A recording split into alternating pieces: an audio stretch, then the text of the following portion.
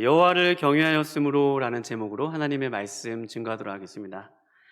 오늘 본문의 역사적인 배경이 되는 곳은 애굽입니다. 요셉이 애굽의 총리로 있었고 야곱과 그의 아들들이 애굽에 와서 400년간 살았습니다. 그런데 오늘 본문 8절에 요셉을 알지 못하는 새 왕이 일어났다고 하였습니다. 그 배경을 소개하고 있는데 왕이 새롭게 일어났다는 것을 소개하고 있죠. 여기서 요셉을 알지 못하는 새 왕이라는 말은 왕조가 바뀌었다는 말입니다. 그동안 셈족 계열의 그런 히브리인들을 같은 어족이죠. 셈족 계열의 그 사람들이 힉속스 왕조인데 그 왕조가 아하모세라는 그 왕에 의해서 왕조가 무너졌습니다. 그리고 나서 아하모세 아멘호텝 1세 투트모스 1세 그 쭉 왕 18대 왕조라고 하는데 그 새로운 왕조가 들어선 것입니다. 그러니까 요셉의 정책과 관련이 없고 요셉의 사람들이었던 이스라엘 사람들에 대해서 배척하고 경계하던 사람들인 이 새 왕조가 일어나게 된 것입니다. 이 새 왕조가 일어나서 이렇게 오늘 본문에 보면 9절 말씀에 그가 그 백성에게 이르되 이 백성 이스라엘 자손이 우리보다 많고 강하도다 라고 이야기하고 있어요. 특별히 이때 투트모스 1세인데 이때 이 투트모스 1세는 역사적으로 애굽에서 굉장히 강성할 때 그런 왕입니다. 영토 확장도 그 해안도로 있지 않습니까? 그 팔레스타인 해안도로를 따라 쭉 영토 확장을 이루었던 그런 왕이고 군사력도 굉장히 막강했던 왕입니다. 그럼에도 불구하고 이스라엘 자손이 점점 그 수가 증식되어지고 번성하니까 10절 말씀에 보니까 두렵다라고 이야기했어요. 두렵건대 라고 우리가 그들에게 지혜롭게 하자. 두렵다. 그들의 수가 더 많게 되면 그들이 우리 대적과 합하여서 전쟁을 일으킬지 모르니 우리가 그들에 대하여 두렵게 하자는 지혜롭게 하자는 것입니다. 그래서 여러분과 제가 잘 알듯이 이 투트모스 1세는 국고성 비돔과 라암셋을 이스라엘 자손들로 하여금 건설하게 했어요. 고역을 시켰습니다. 무거운 짐을 그들에게 시켰습니다. 폭력적이고 잔혹한 방법으로 이스라엘 백성들을 학대하였습니다. 이렇게 하게 된 배경은 바로 그의 마음의 두려움이었죠. 10절 말씀에 두렵건대 라는 말씀처럼 두려움이 결국에는 폭력적인 결과를 낳게 된 거예요. 우리가 여기서 알 수 있는 것이 있습니다. 이 역사적인 이 접근에서 알 수 있는 것은 투트모스 1세 당시 애굽의 막강했던 왕이지만 그렇게 영토를 확장하고 군사력도 막강했던 왕이었지만 세상적인 권력으로 아주 큰 왕이었지만 그러나 그의 내면의 두려움은 쉽게 떨쳐버리기 어려웠다는 것입니다. 아무리 수가 많고 아무리 높은 성에 살고 아무리 무기가 많고 아무리 갖추어진 스펙이 많고 넓은 집에 살고 좋은 자에 살아도 그 내면에 있는 두려움을 떨쳐버리기는 힘들었다는 말입니다. 여러분 이렇게 투트모스 같은 물론 그는 신앙이 없었던 사람이죠. 하나님을 모르던 사람입니다. 그런데 우리 그리스도인들도 우리가 주님을 잘 올바로 바라보지 않으면 이렇게 두려움을 느낄 수가 있습니다. 우리가 아무리 가진 것이 많아도 안전해도 나에게 있는 건 형편이 아무리 좋아도 이 투트모스 1세처럼 두려움에 빠질 수 있다는 거예요.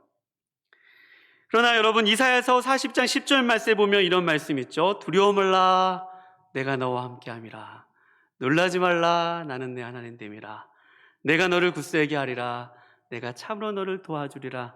내가 나의 의로운 오른손으로 너를 붙들리라. 할렐루야. 하나님 우리에게 두려워 말라라고 말씀하고 계시죠. 함께 하신다고 약속하여 주셨습니다. 여러분 우리가 새해를 시작하시면서 여러분과 제가 우리 마음 가운데 일어나는 두려움이 있다면 오늘 주님이 내 곁에 계심을 바라보고 떨쳐 버리실 수 있기를 주님의 이름으로 축원드립니다. 우리는 그 어느 때보다도 건강상의 위협과 두려움을 느끼는 것은 굳이 설명하지 않아도 다 아는 사실입니다. 그러나 그런 건강상의 어려움, 이 코로나19라는 이 상황 속에서 우리 마음에 물밀듯 찾아온 그 두려움을 간직하며 살 필요는 없다는 말입니다. 그 두려움에 지배되고 압도되고 그 두려움에 눌려서 우리 일상이 마비되고 또 우리 예배 생활까지 방해를 받을 필요는 없다는 말입니다. 두려움이라는 감정이 우리의 삶을 장악하도록 내버려둘 필요는 없다는 말입니다. 잠언 4장 23절 말씀에 보면 이런 말씀이 있습니다. 무릇 지킬 만한 것보다 내 마음을 지키라. 생명의 근원이 이에서 남이라. 우리의 마음을 지키는 거죠. 두려움이라는 감정이 우리의 삶을 좌지우지하지 않도록, 이끌어가지 않도록, 우리의 사고와 우리의 말과 우리의 의사결정과 우리의 모든 것들을 영향을 끼치지 못하도록 말씀으로 거절하는 것입니다. 그러나 여러분, 우리가 삶을 살아갈 때는 그렇게 세상이 녹록지 않습니다. 만만치 않아요. 어떤 일을 계속 시도하는데 그 시도하는 일들이 잘 안 될 때가 많습니다. 절벽에 부딪힐 때가 많아요. 한계를 만난다는 것이죠. 이래도 괜찮은 걸까? 이렇게 계속 하는 일이 안 되는데 나에게 희망이 있는 것일까? 얼마든지 생길 수 있습니다. 다른 사람은 이 문제가 너무도 쉽게 해결되어지는데 왜 나는 이 문제 하나 해결할 수 없을까? 이때 우리 마음 가운데 찾아오는 두려움은 잘못된 감정 아닐 것입니다. 너무나도 자연스럽고 당연한 반응일 것입니다. 또 세상에서 여러분과 제가 어떤 각자의 자리에서 역할을 하려고 발을 내딛지만 사실은 세상의 내력한 현실 앞에서 두려움을 느낍니다. 내 자신이 자꾸 초라하게 느껴져요. 내 수중에 가진 것은 얼마 없고 남들처럼 물려받은 재산도 없고 또 느는 것은 재산보단 빚뿐이고 또 다른 사람과 비교해서 세상의 가치와 기준에 맞춰 봤을 때 나에게 있는 것은 너무 작아 보이는 거예요. 그러니까 내혹한 현실 속에서 그 현실의 무게 앞에 짓눌려 두려움에 근심에 사로잡힐 수밖에 없는 것이 여러분과 저의 모습입니다. 그때부터 여러분과 저는 세상의 안학자손들 앞에서 스스로를 메뚜기처럼 여깁니다. 두려움에 사로잡혀요. 외모 때문에 안 될 거야. 난 스펙이 모자라. 은행잔고에 예금이 얼마 없어. 난 나이가 많아서 안 될 거야. 이런 여러 가지 한계들 때문에 그 한계들과 맞물려서 나 자신과 그 환경을 가지고 계속해서 두려움의 늪에 빠집니다. 또 어떤 두려움의 늪이 있죠? 건강이 나빠지고 치료를 받고 있는데 좀처럼 나아지지 않는 거예요. 뭔가 더 악화되는 것만 같은 상황에 놓일 때 어떡하지? 그러면서 두려움을 느낄 수도 있습니다. 코로나는 뭐 말할 것도 없죠. 확산세가 계속 꺾이지 않고 있으니 말입니다. 이런 두려움이 우리를 데려가고 있는데 그것은 바로 한번 같이 고백해 볼까요? 두려움의 늪에 빠져버린다는 거예요. 철로 역정에서 소개되어 있는 그 늪이 있지 않습니까? 주인공 철로 역정이 하나 없이 빠져들었던 두려움의 늪에 빠진다는 것입니다. 그러나 사랑하는 여러분과 제가 어떤 우리 눈에 보이는 환경 때문에 우리 내 자신에 보이는 어떤 객관적인 사실 때문에 두려움의 늪에 계속적으로 빠져들고 있다면 여러분 시편 40편 5절 말씀을 한번 생각해 보시기 바랍니다. 제가 소개해 드리도록 하겠습니다. 내 영혼아 내가 어찌하여 낙심하며 어찌하여 내 속에서 불안해하는가. 너는 하나님께 소망을 두라. 그가 나타나 도우심으로 말미암아 내가 여전히 찬송하리로다. 할렐루야. 내 영혼아 내가 어찌하여 낙심하며 내 영혼아 어찌하여 내가 불안해하는가. 너는 일어나 너를 도우시는 그 하나님을 소망하고 바라보라. 여러분 믿으십니까? 여러분과 제가 두려움의 늪에 빠져들 때 우리의 손을 잡아주시고 도움의 손길을 이미 예비해 놓고 계시는 그 하나님을 바라보실 수 있기를 주님의 이름으로 축원드립니다. 그 주님이 우리를 다시 살리시고 회복시켜 주실 것입니다. 두려움과 낙심과 좌절로 마음이 눌려 하나님을 제대로 예배하는 것조차 어려울 때 이미 여러분과 저에게 두려움의 손길은 이미 우리에게 뻗쳐져 있습니다. 여러분과 제가 그 두려움의 손길을 발견하고 오늘 그 하나님을 만나서 두려움이 아닌 진정한 자유와 기쁨의 그 세계 속으로 들어가실 수 있기를 주님의 이름으로 축원드립니다. 계속해서 말씀을 풀면 이렇습니다. 애굽 왕은 명령을 내립니다. 히브리 산파 시브라라 하는 사람과 부하라는 산파에게 너희는 히브리인 여인을 위하여 해산을 도울 때 그 자리를 살펴서 아들이거든 그를 죽이고 딸이거든 그를 살려두라라고 명을 내렸어요. 그 명령을 내린 옆에는 강한 군사들이 있었겠죠. 무서운 무기들도 있었을 것입니다. 여기서 잠깐 산파에 대해서, 이 당시 산파에 대해서 좀 살펴볼 필요가 있습니다. 이 당시 산파들은 산모들의 그런 출산을 돕는 그런 여인들이었습니다. 근데 그 고대 문헌과 관련된 벽화를 보면 그 당시에 이렇게 벽돌 같은 두 장의 벽돌이 이렇게 놓여 있었다고 합니다.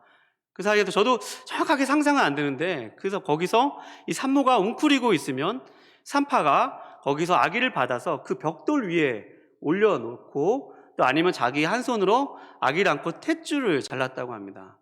그러니까 아기의 성별을 제일 먼저 확인하는 사람은 산모였고, 또 아기를 잠시 거기 돌에 올려두고 나가서 그 남편에게, 이 아이 아빠에게 아들인지 딸인지 알려주는 사람이 바로 산모였다고 합니다. 그러니 이 애굽왕 바로가 이 히브리 산파 시프라와 브라라는 여인에게 가서 아기를 낳았을 때 남자여든 죽이고 여자아기든 죽이라고 하는 것은 그런 풍습이 있기 때문입니다. 지금과 같이 남아주 호흡법처럼 산부인과에 남편이 같이 들어갈 수 있는 그런 구조가 아닌 거예요. 산파와 아기 엄마만 들어가서 아기를 낳는 그런 구조이기 때문에 이것이 가능한 것입니다. 그러니 아무도 보는 사람 없고 오직 그 장소에는 산파와 아기만 있고 다른 사람의 눈이 없는 거예요. 그러니 이 히브리 산파들이 자신의 목숨이 너무 두려웠다면 아무도 보는 사람이 없기 때문에 얼마든지 아기들을 죽이고 사산했다고, 나올 때 죽었다고 얼마든지 이렇게 소개할 수 있는 것입니다. 얼마 전에 담임 목사님께서 또 새벽 예배 시간에 아기를 낙태하는 것에 대해서 말씀하셨죠. 얼마든지 그렇게 아기를 죽일 수 있는 그런 구조예요. 그런데 오늘 본 말씀 17절 우리 다 같이 한번 읽어볼까요? 17절 시작. 그러나 산파들이 하나님을 두려워하여 애굽왕의 명령을 어기고 남자 아기들을 살린지라. 아멘. 야, 얼마나 은혜가 되는 얘기예요. 그러나 산파들이 하나님을 두려워하였다고 했습니다. 애굽왕은 그렇게 강한 군사력을 가지고도 그 많은 숫자 때문에 두려움에 떨었는데, 이 산파는 그 애굽왕보다 군사력도 없고 아무것도 없는 약한 사람이었지만 그가 애굽왕보다 하나님을 더 두려워했다는 말입니다. 똑같은 두려움인데 두려움의 출처가 다르죠. 한 사람은 사람들을 두려워했고 이 여인들은, 히브리 여인 시프라와 브라는 하나님을 두려워했다는 말입니다. 이 두려움이 상반되는 그런 본문이거든요. 이 산파들이 하나님을 두려워했다고 그랬어요. 여기서 이 여호와를 두려워하다는 말이 야레라는 단어가 쓰였습니다. 히브리 이 말에서 야레라는 말이 굉장히 많이 쓰였습니다. 모세오경에서 특별히 출애굽기뿐만 신명기에도 굉장히 많이 쓰였고, 또 시편에도 이 여호와를 경외한다는 말, 어떻게 보면 구약 성경에서 하나님을 믿는다는 말에 또 다른 표현이 여호와를 경외하는 말로 쓰였습니다. 그 뜻은 두려워하다라는 의미도 있고 존경하다라는 그런 말도 있습니다. 그래서 아바드라고 하는 섬기다는 말로 바꿨을 수도 있고, 또 예배하다는 말로도 변형해서 사용할 수 있는 뜻이 바로 이 야레, 경외하다는 말입니다. 그래서 신명기 6장 24절에 신명기 4장 10절 말씀에 보면요, 이 야레가 여호와를 경외한다는 말을 그분의 말을 듣는 것으로 소개하고 있어요. 너희가 내 명령을 잘 청종하면, 이것을 여호와를 경외하는 것을 소개하고 있고, 또 신명기 6장 24절 말씀에 보면 모든 규례를 지키는 것을 또 여호와를 경외하는 것으로 소개하고 있습니다. 또 여호와를 경외한다는 것은 제사를 드리는 행위로, 예배를 드리는 행위로 소개하고 있습니다. 그것이 경외하는 그런 것이에요. 그 경외하는 참된 목적은 여호와가 참 하나님이심을 알게 하고 그만을 섬기고 마음과 뜻과 힘과 정성을 다하여서 주 여호와 하나님만을 섬기고 예배하기 위해서 이스라엘 백성들을 부르신 것입니다. 경외하기 위해서 부르신 거예요. 근데 오늘 이 히브리 산파인 시프라가 브라가 하나님을 경외하였다는 것이에요. 하나님이 이렇게 보시고 눈을 크게 뜨시고, 저는 이게 눈을 다 크게 뜬 건데요. 크게 뜨고 주목하시지 않았겠어요? 그 히브리 3파를 보면서 얘네들이 나를 이렇게 경외하네 라고 하면서 눈을 크게 뜨고 보시지 않았겠어요?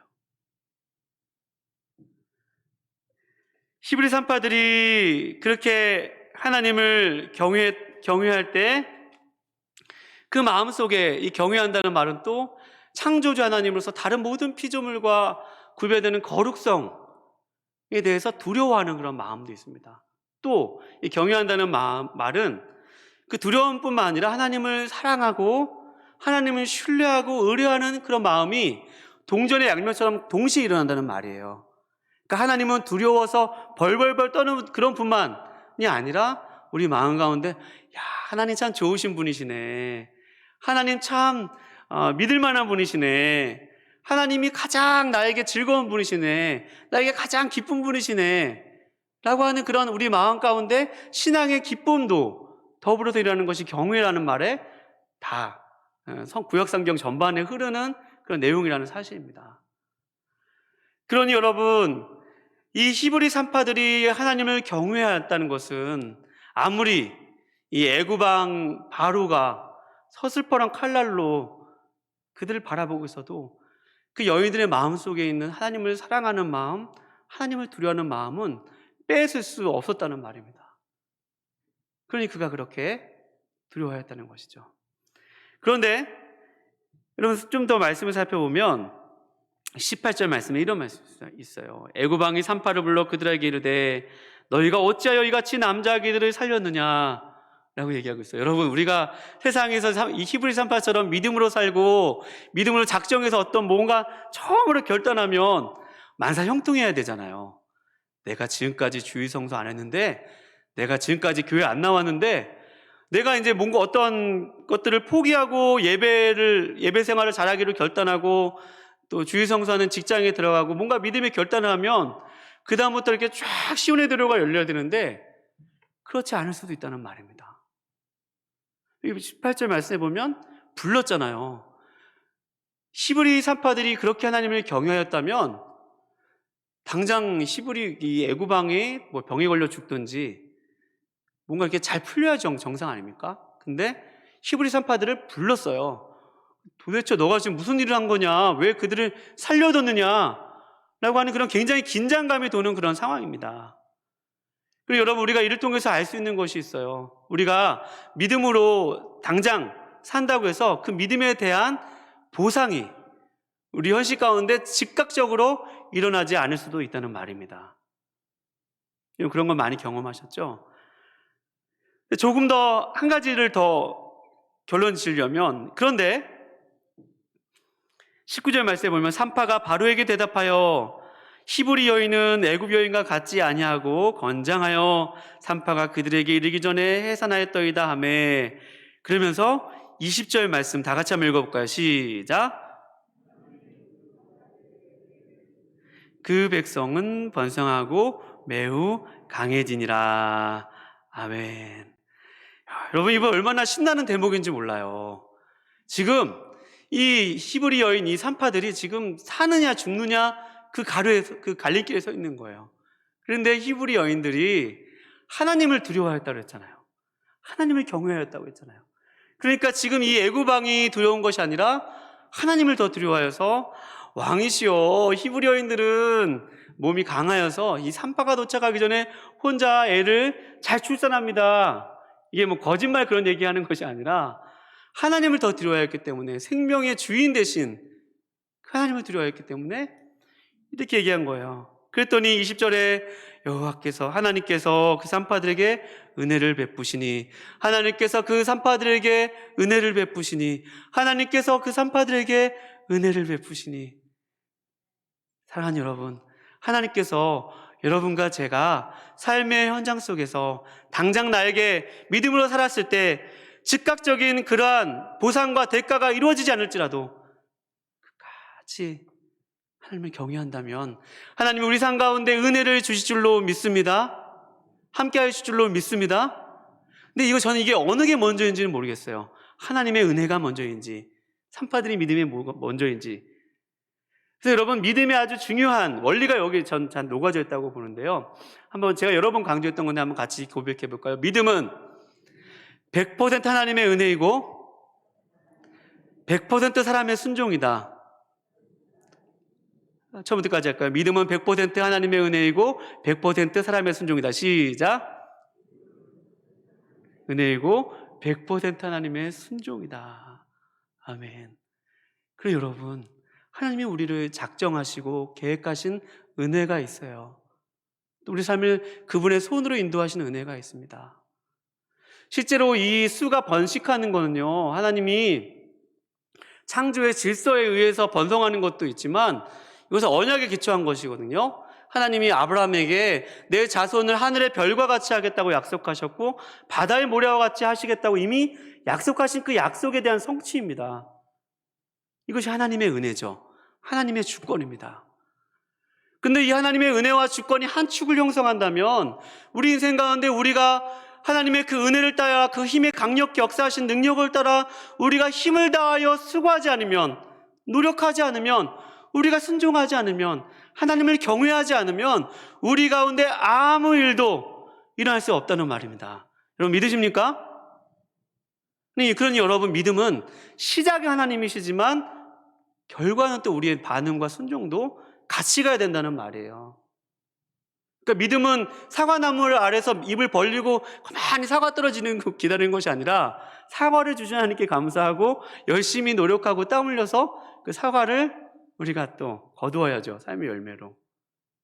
학생이라면 열심히 공부하고 그 결과는 또 하나님께 맡겨야죠. 사역자는 또 어때요? 하나님 앞에, 하나님, 내가 사랑할 수 있는 분량은 이만큼입니다. 그런데 하나님, 내가 이만큼 사랑했지만 하나님을 의지하여서 내가 이만큼, 내가 삶의 자리에도 이만큼 나아갔더니 하나님께서 이만큼 풍성하게 채워주시는 은혜가 여러분 있는 줄로 믿습니다. 나의 삶의 자리에서 내가 할 수 있는 만큼 최선을 다해서 나아갈 때 하나님 우리에게 역사하시는 것이죠. 그 말씀이 오늘 기록되어 있어요. 약속의 말씀으로 기록되어 있다는 말입니다. 오늘 본 말씀 20절 말씀 보면 하나님이 그 산파들에게 은혜를 베푸시니 그 백성은 번성하고, 그절 써 있죠. 번성할 수 없는 구조입니다. 그런데 번성한다는 거예요. 아이러니하죠. 역설입니다. 그리고 매우 강해졌대요. 이 권력 앞에서도 하나님이 그렇게 행하시니까, 또 히브리 산파가 하나님을 경외하니까 그 모든 것이 믿음으로 합하여져서 강해지고 번성하여지고. 또 한 구절 읽어볼까요? 우리 21절 다 같이 읽어볼까요? 시작. 하나님을 경외하였으므로 하나님이 그들의 집안을 흥왕하게 하신지라. 흥왕하게 하신지라. 할렐루야. 여러분, 오늘 올 한 해 여러분의 삶 가운데 번성하고 흥왕하기 원하십니까? 그렇다면 여러분, 힘을 키우고 내 힘으로 살아가기보다 여호와 하나님을 경외하실 수 있기를 주님의 이름으로 축원드립니다. 세상에서 내 힘과 방법과 세상의 기준으로 살기보다 말씀의 기준을 따라 살아가실 수 있기를 주님의 이름으로 축원드립니다. 약속이거든요. 그러나 여러분, 우리가 사는 그 삶의 현실은 그렇게 녹록하지가 않습니다. 직장과 학업의 자리와 이웃들의 관계에서 여호와를 경외한다는 것은요, 우리의 인식과 사고와 세계관 속에 하나님을 가장 처음의 자리로 모시는 것이에요. 인식의 첫 출발, 이거 인식론이라고 하는데, 인식론에서 처음으로 정체성, 존재론이라는 게 있고 인식론이라는 게 있고 가치론이라는 게 있잖아요. 철학에서 존재론이라는 것은 내가 누구인가, 나는 하나님의 자녀라는 것이죠. 인식론이라는 것은 내가 그러면 어떻게 사고해야 되는가, 그것은 내가 세계관에 관련된 문제인데, 그것은 나의 인식의 첫 출발을 하나님을 경외하는 사상에 놓는다는 말입니다. 잠언에서 여호와를 경외하는 것이 뭐의 근본이라고 그래요? 지혜의 근본이라, 지식의 근본이라 라고 말씀하는 것은 인식의 첫 출발점이, 우리의 시각의 첫 출발이 하나님 경외 사상에 있어야 된다는 말입니다. 그러니까 우리가 직장에서 일을 할 때, 그 다음에 공부를 할 때, 또 이웃들과 관계를 맺을 때 우리의 사고는 하나님 경외 사상에 익숙하지 않아요. 나 중심적입니다. 나만 좋아요. 나만 사랑해요. 이기주의적인 것에 너무나 익숙한 경향을 띠고 있어요. 또 세상은 돈을 사랑해요. 그러니 물질 만능주의가 팽배한 이 세상 속에서 돈이 가장 소중해요. 사람보다도 더 중요하죠. 생명보다도 더 중요한 게 세상의 구조입니다. 그런 구조 속에서 돈을 중시하는 사고과정 속에서 아니지, 돈이 중요한 게 아니라 사람이 더 중요하지, 생명이 더 중요하지, 이런 사고과정을 바꿔나가는 훈련들을 여러분과 제가 하지 않으면 이 세상의 현실 속에서 세상의 무게에 짓눌려가지고 하나님을 경외하며 살 수 없다는 말입니다. 믿음을 살 수 없다는 말이에요. 여러분, 이게 저절로 되어지는 것이 아니에요. 믿음은 제가 뭐라고 했죠? 100% 하나님의 은혜이고 100% 뭐라고요? 인간의 순종이다. 그 순종의 첫 출발은 우리 인식의 순종으로부터 오는 거예요. 여호와 경외하는 것에서부터 오는 것입니다. 내 생각을 자꾸 갈아엎고 내 생각을 자꾸 말씀의 사상으로 바꿔나가는 과정을 해야 돼요. 그러니 우리 목사님이 늘 강조하시는 예배당 안에서의 삶과 예배당 밖에서의 삶이 균열을 이루지 않고 같다는 말은 우리 생각 속에서부터 벌써 예배당에 들었던 그 말씀, 주일 말씀을 통해서 또 이런 말씀들을 통해서 말씀으로 내 생각을 자꾸 바꾸어 나가는 거예요. 그것이 여호와 경외 사상으로 우리의 삶을 살아가는 방식입니다.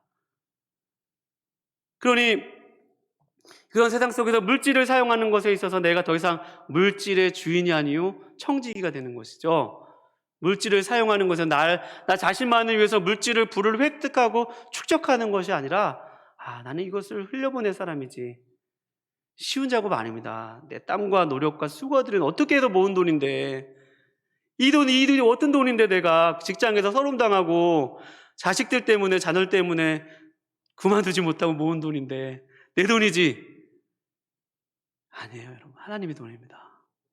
하나님이 여러분과 저를 거기 두셨어요. 하나님이 여러분과 저를 그 삶의 자리에 불러주셨습니다. 하나님, 여러분과 제가 그 인식의 첫 출발에서 하나님을 인정하지 않으면 절대로 여호와를 경외하면서 살 수 없습니다. 여러분, 또 하나님을 두려워할 때 어떤 일이 생기죠? 사람을 두려워하지 않습니다. 사람의 평가에 의존하지 않아요. 사람이 나에게, 우리 많이 듣는 얘기죠. 사람이 다 나를 좋아한다, 싫어한다? 다 나를 좋아할 수 없고 다 나를 찬성할 수 없고 누군가 나를 싫어하는 사람도 있을 수 있어요.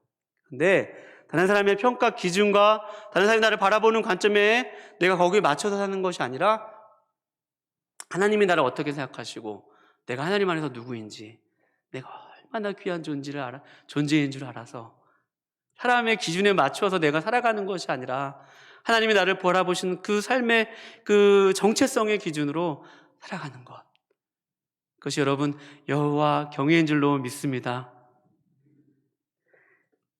여러분, 또 세상은 어때요? 손해보는 것을 싫어합니다. 그러나 여러분, 우리가 우리 삶의 자리에서 하나님을 가장 첫 자리에 모신다면 나 중심적으로 살고 돈을 사랑하고 나만 위해 살기보다 이타적인 삶을 살고 예수님이 다른 사람의 발을 씻어주시고 또 십자가의 죽으심으로 다른 사람을 섬김의 자리로 나아가셨던 것처럼 여러분과 제가 오늘 하나님을 경외하는 삶, 예수님을 쫓아가며 여러분 내 중심의 삶이 아닌 예수님 중심으로 우리의 사고와 또 그런 모든 가치관들과 세계관들을 바꾸어 나감으로 말미암아, 그렇게 손발로 행함으로 말미암아 하나님을 경외하며 사실 수 있기를 주님의 이름으로 축원드립니다. 여러분과 제가 하나님을 경외할 때 우리의 삶을 번성케 할 줄로 믿습니다. 강성하게 할 줄로 믿습니다. 세상에서 성공한다는 그런 말이 아니에요. 하나님 나라의 셈법입니다.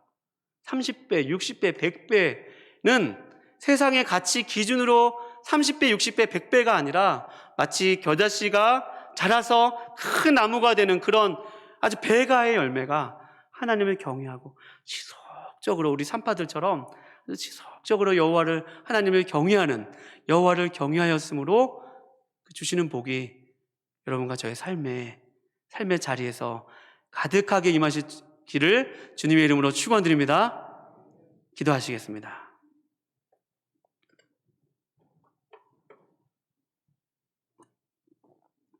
오늘 주신 말씀을 기도할 때 하나님 아버지 감사합니다. 주님, 저희들은 늘 두려움에 빠져서 살 때가 많습니다. 바로왕처럼 이만큼 벌었는데, 이만큼 가졌는데도 여전히 두렵고 여전히 근심이 많고 여전히 염려가 많은 것이 우리의 마음입니다. 하나님, 그러나 히브리 산파들처럼 하나님을 두려워하였으므로 하나님이 번성케 해주시고 강성케 해주셨던 것처럼, 하나님, 우리 오늘 삶의 자리에서 하나님을 두려워하였으므로 라는 이 말씀이 우리의 삶의 자리에 우리의 사고와 우리의 행동과 우리의 모든 것들을 주장할 수 있도록 주님 도와주시옵소서. 어제보다 오늘이 주님을 더 닮게 원하고 어제보다 오늘이 주님을 더 두려워하기 원하는 우리 모두가 될 수 있도록 주님 축복하여 주시옵소서. 아버지, 감사해 드리오며 귀하신 예수님의 이름으로 기도합나이다. 아멘.